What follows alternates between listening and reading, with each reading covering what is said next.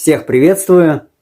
Как думаете, вот эта фраза верная? Когда вы чего-то очень сильно хотите, в игру вступает закон притяжения. Или похожее ей, когда ты чего-нибудь хочешь, вся Вселенная будет способствовать тому, чтобы твое желание исполнилось. Как думаете, эти фразы верные, правильные по своей сути или нету? То есть, если что-то у человека не сбывается, надо сильно хотеть, тогда сбудется. Я рассматриваю эти фразы, потому что они довольно распространенные в интернете. И они как бы на слуху, их часто добавляют в различные посты, в различные сообщества. Люди читают, и складывается такое впечатление, что стоит только захотеть, стоит только сильно захотеть, и твое желание исполнится. Так ведь? То есть, согласно вот этим фразам, складывается такое впечатление, особенно у новичков, особенно кто первый раз читает. И я тоже помню по себе, когда у меня какое-то желание не исполнялось, я вспоминал вот эти фразы или похожие на них, и в голове звучало: если ты сильно хочешь, то Вселенная сделает это тебе, Вселенная даст тебе это. Значит, если у меня не получается, то, наверное, я это не так сильно хочу, то, наверное, значит, я как-то не так хочу, неправильно я хочу, слабенько как-то хочу. Надо сильнее хотеть. И там еще вот эти рассуждения дополнялись такими словами: чем сильнее желание, тем больше энергии в это вкладывается, и Вселенная это и Вселенная сильнее будет исполнять ваши желания, поскольку энергии больше было вложено. То есть, чем сильнее ваше желание, вот какие-то такие рассуждения, короче. А вы тоже так считаете, что чем сильнее ты желаешь чего-либо, то тем лучше и быстрее твое желание исполнится? Вы тоже так считаете? Хорошенько подумайте над этим. Сейчас, когда я читаю эти фразы, я уже знаю правильный ответ, но раньше, когда эти фразы откуда-то, где-то я их услышал и запомнил, эта фраза, что нужно посильнее хотеть, и тогда желание исполнится, сыграла очень плохую шутку со мной. Поэтому я вам записываю это видео, чтобы вы не попались в эту ловушку. Потому что если человек очень сильно чего-то хочет, то, как вам правильно сказать, вот эту фразу 90% поймут неправильно. И вот эта фраза, она запутывает человека. Я объясню чуть попозже, почему. А в целом сразу хочу сказать то, что, читая сейчас вот эти фразы, у меня сразу вопрос. Тот, кто это сказал, и далее те, кто это распространяет, именно вот эти фразы, да, или схожие с этими фразы, что нужно сильно захотеть, и тогда твое желание исполнится, тогда Вселенная тебе поможет, и так далее. Эти люди, они слышали об завышенной важности, о которой писал Вадим Зеланд. Кстати, Вадим Зеланд мне вот этим очень сильно понравился. Тем, что он раскрыл такое понятие, как завышенная важность. В силе мысли это играет очень большую роль. Это первый момент. А второй момент, также к этому, есть такой закон, называется закон противоположного усилия или закон обратного усилия.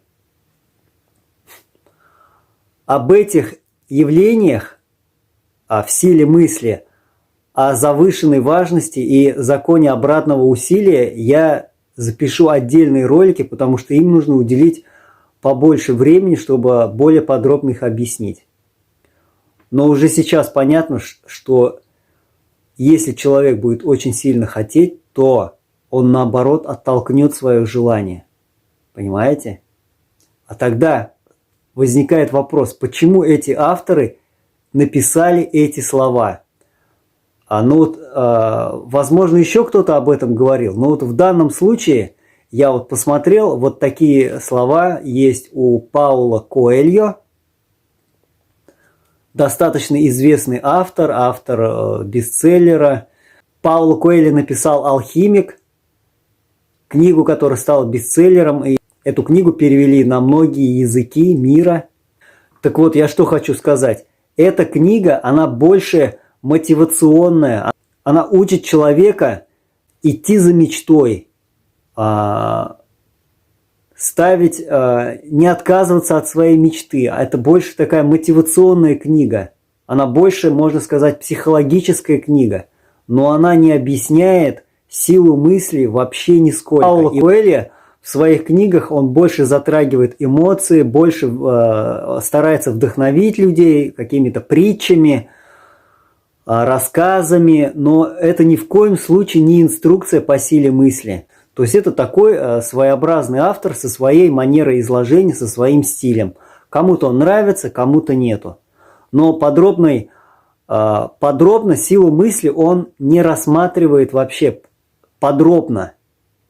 Он ее затрагивает, он к ней подводит, но подробно он ее не рассматривает. То есть эта фраза, она больше запутывает, короче говоря. Тут еще такой момент, что, посмотрите, слово «хотеть». Чтобы разобраться в этом, нужно вот это явление «хотеть» разобрать очень подробно, по стадиям, от начала и до конца. Когда мы используем это слово «хотеть», когда у человека чего-то не хватает, он видит то, чего у него нету, и он хочет это получить в будущем.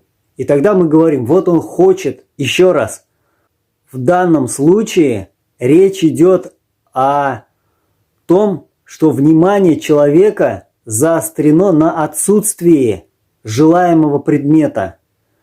То есть в нашей обычной жизни мы используем эту фразу так. Когда говорим «он хочет чего-то», то обычный человек испытывает отсутствие желаемого предмета. Это общеизвестный, общераспространенный термин и понятие. Но с точки зрения силы мысли, если человек зацикливается на отсутствии, то желание у него не сбудется. Это как 2 плюс 2 – 4. Поэтому, когда человек читает эту фразу, чем сильнее ты хочешь чего-то, то тогда Вселенная это тебе сделает. То есть, чем сильнее ты вот входишь в это состояние, которое я описал, то есть сосредотачиваешься на отсутствии, да, вот как обычный человек это понимает, мучаешься от того, что желаемого предмета нету, ощущаешь остро потребность в желаемом предмете, да, то есть ты хочешь, и чем сильнее ты хочешь, то есть так человек среднестатистически поймет, то есть большинство людей. А тут написано, чем сильнее ты хочешь, то тогда Вселенная тебе это поможет исполнить. Это неправильно. Это в корне неправильно. С точки зрения силы мысли это неправильно. Потому что согласно всем мистическим учениям, для того, чтобы желаемое пришло к нам в жизнь, нужно сосредоточиться, нужно прочувствовать его присутствие. Не отсутствие желаемого, а присутствие желаемого. То есть должна быть вера. Даже когда человек молится, что на молитву уже дан ответ. И еще почему вот эти фразы могут запутать человека. Например, встречаются два человека. У одного желание исполнилось, у другого не исполнилось. И они общаются. Один говорит, вот я захотел, и мое желание исполнилось. У меня получилось. А другой говорит, я захотел, тоже хотел я, чтобы что-то осуществилось. Мое желание не исполнилось. И тогда опять возникает путаница. Один будет говорить, вот это правильно, другой говорит, это неправильно. Но опять-таки, смотрите, тот, у кого все исполнилось, он хотел, да, он использует слово «я хотел» и желание исполнилось, но внутри у него процессы происходили совершенно другие, от начала и до конца. Его хотение сопровождалось чувством уверенности, верой, что он достигнет желаемого, что желаемое уже практически у него в кармане. А другой человек, у которого не исполнилось желание, и он говорит, я тоже использую, тоже хотел, он, когда хотел, он сосредоточился на отсутствии и постоянно смотрел на это отсутствие. То есть здесь вот это важно. То есть если один человек хочет, но у него внутри происходят правильные процессы, у него в сознании внутри, а другой хочет, но у него внутри фокус сосредоточен на отсутствии желаемого, и он от этого страдает постоянно. Даже если он практику сделает правильно, на 2 секунды почувствует радость от присутствия желаемого, но весь день просто мучается и страдает, и постоянно об этом размышляет, что желаемого нету, то, конечно, у него желание не исполнится. И поэтому в силе мысли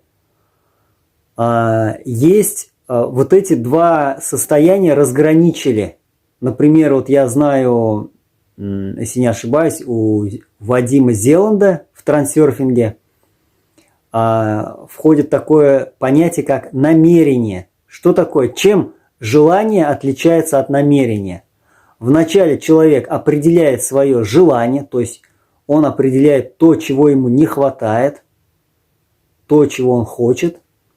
Далее он это желание переводит в намерение. Вот этот процесс очень важен. Что такое намерение? Намерение – это когда он переформулирует свое желание в настоящем времени так, как будто это уже исполнилось. Например, человек хочет получить хорошую работу. То есть, когда он это желает, когда он это хочет, он сосредоточен на отсутствии. Я хочу хорошую работу, денежную, оплачиваемую. Почему ее нету? Но когда человек переводит свое желание в намерение, он уже ощущает, что эта работа уже есть, он ее чувствует так, как будто бы она уже есть. И желание исполнится только, когда оно перешло в фазу намерения. Суть в том, что нужно перевести фокус внимания с отсутствия на присутствие. Перейти во фазу, что желание уже осуществилось. Поэтому в силе мысли есть такое четкое разграничение. И мы как бы сразу говорим, да, вот нужно энергию вкладывать именно в свое намерение, и тогда желание исполнится. А если ты вкладываешь энергию в свое желание, то есть желание сфокусировано на отсутствии желаемого, да, и человек испытывает внутренний дискомфорт, напряжение, как бы внутреннюю боль чувствует от того, что желаемое все не наступает и не наступает. То есть он находится в этом состоянии хотения, состоянии желания. Если он в этом состоянии находится, у него желание не исполнится. Вот это важно понять. Ему нужно свое желание перевести в намерение. То есть нужно почувствовать, как это, если бы желание исполнилось, как бы это было, как бы это выглядело бы, прочувствовать желаемый конечный результат. Вот что важно. Поэтому нужно правильно понимать вот эти вещи.